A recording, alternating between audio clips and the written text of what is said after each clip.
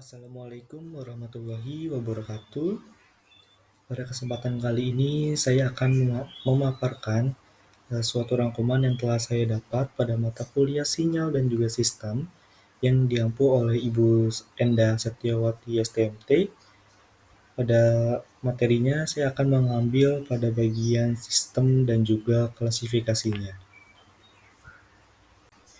Sebelum memasuki kepada materi intinya, langkah lebih baiknya saya akan memperkenalkan diri saya terlebih dahulu.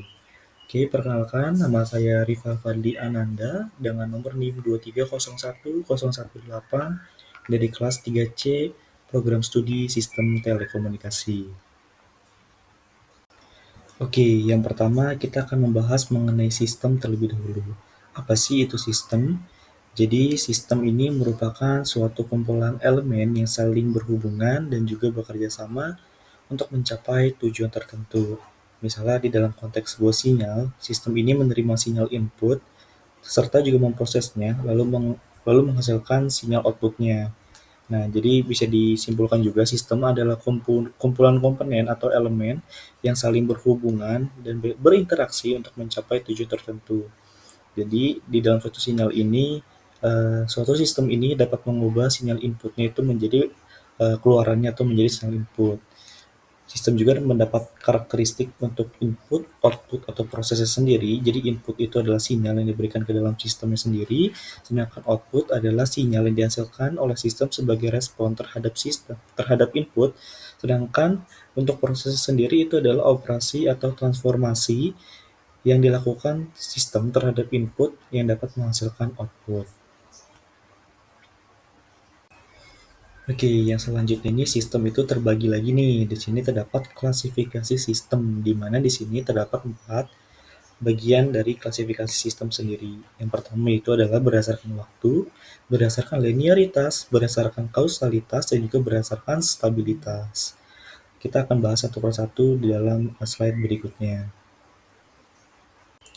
Nah, yang pertama kita akan membahas klasifikasi sistem berdasarkan waktunya, di mana di sini terbagi menjadi dua, yaitu adalah waktu kontinu dan juga waktu diskrit. Untuk waktu kontinu, sistem di mana variabel inputnya dan juga output dapat mengambil nilai pada setiap titik waktu di dalam suatu interval. Ini dapat dicontohkan seperti rangkaian listrik analog dan juga sistem mekanik sederhana, misalnya atau ayunan di dalam sistem thermal. Representasi matematisnya bisa digambarkan seperti menggunakan persamaan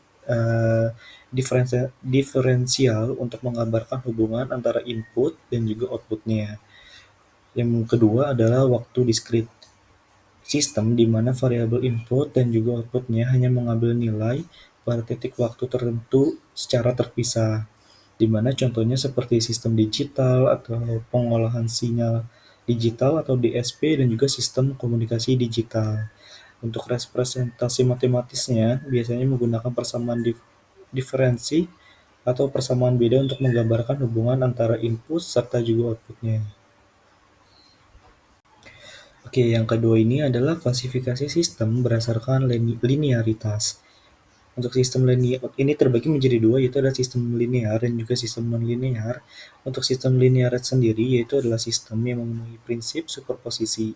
Artinya, jika diberikan dua input berbeda dan masing-masing menghasilkan output tertentu, maka jika kedua input tersebut digabungkan, output yang dihasilkan akan sama dengan penjumlahan dari kedua output individu. Jadi pada prinsip superposisi ini, suatu sistem diberikan dua input berbeda, seperti X1 kali T dan juga X2 kali T, maka respon sistem terhadap gabungan masing-masing inputnya secara terpisah. Kedua input tersebut itu adalah X1T dan juga X2T. Jadi secara matematis jika Y1T adalah respon terhadap X1T dan Y2T adalah respon terhadap X2T, maka respon tersebut terhadap X1T ditambah X2T adalah Y1T tambah Y2T. Nah, kalau untuk sistem nonlinear tersebut adalah sistem yang tidak memenuhi prinsip-prinsip superposisi.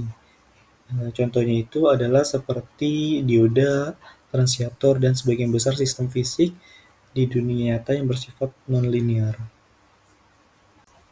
Untuk yang ketiga di sini adalah klasifikasi sistem berdasarkan kasualitasnya. Jadi yang pertama itu ada sistem kasual, di mana sistem kasual sendiri adalah sistem di mana output pada waktu tertentu hanya bergantung pada input saat itu dan juga input sebelumnya. Dengan kata lain, output tidak dipengaruhi oleh input yang akan datang.